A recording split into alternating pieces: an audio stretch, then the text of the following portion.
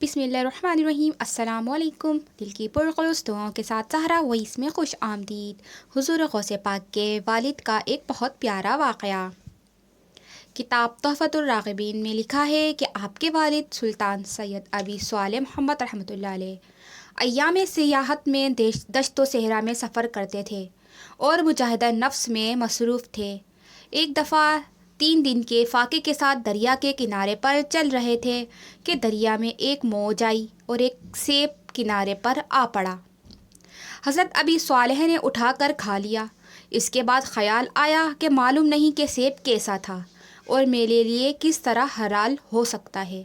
اس بات کی تحقیق کے لیے آپ دریا کے کنارے پر چلتے رہے تاکہ معلوم ہو جائے کہ یہ سیب کہاں سے آیا تھا۔ چند یوم کے بعد دریا کے کنارے پر ایک عظیم الشان عمارت اور بڑا باغ نظر آیا۔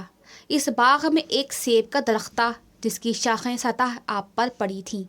اس پر پکے ہوئے سیب لگے تھے اور ہوا کی وجہ سے سیب گر کر پانی میں جا پڑتے تھے۔ یہ دیکھ کر آپ کو یقین ہو گیا کہ وہ سیب جو آپ نے کھایا تھا اسی درخت سے گرا ہے اور اس کا مالک بھی اسی جگہ رہتا ہے۔ دریافت کرنے پر معلوم ہوا کہ باغ کا مالک حضرت سید عبداللہ صومعی ہے۔ آپ نے ان کی خدمت میں جا کر سلام کے بعد ماجرا بیان کیا اور معافی طلب کی۔ جب حضرت عبداللہ صومعی نے یہ بات سنی تو ان کو معلوم ہو گیا کہ یہ مرد خدا ہے اور اپنی بیٹی جن کی عمر اب 48 سال ہو چکی ہے ان کے عقد میں دینے کا ارادہ کیا اور کافی دیر سوچنے کے بعد فرمایا کہ بابا تم معافی کے خواستگار ہو، 12 سال میری خدمت کرو تب معاف کروں گا۔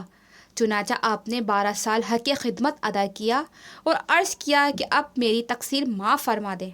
انہوں نے فرمایا کہ ابھی ایک خدمت اور ہے، اسے بھی بجا لاؤ۔ آپ نے کہا فرمائیے۔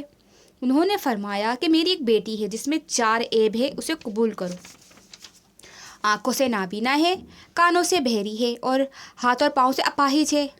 اس کے ساتھ عقد نکاح کے بعد 2 سال مزید میرے پاس رہو تاکہ کوئی فرزند پیدا ہو جائے، اس کے بعد جہاں چاہو چلے جاؤ۔ انہوں نے یہ بات بھی قبول کر لی اور شادی ہو گئی۔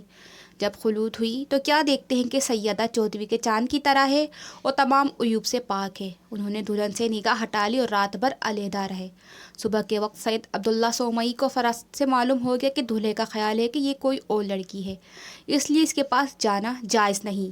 آپ نے فرمایا بابا ابی صالح جس طرح میں نے کہا تھا میری لڑکی اسی طرح ہے، مطلب یہ ہے کہ وہ اس طرح نابینا ہے کہ اس نے آج تک غیر مرد کا چہرہ نہیں دیکھا اور نہ اس نے غیر حق کی آواز آج تک سنی۔ ہاتھ اور پاؤں سے اس طرح پائج ہے کہ نہ اس نے کسی نامحرم کو ہاتھ لگایا اور نہ تمہارے حکم کے بغیر کوئی قدم اٹھائے گی۔ انہوں نے جب یہ تعویل سنی تو دل و جان سے قبول کیا۔ کچھ عرصے کے بعد ان کے یہاں ایک فرزند کا دولت ہوا جو بعد میں ہمارے غوث الاعظم سیدنا محی الدین عبد القادر جیلانی رضی اللہ تعالیٰ عنہ ہوئے۔ شکریہ۔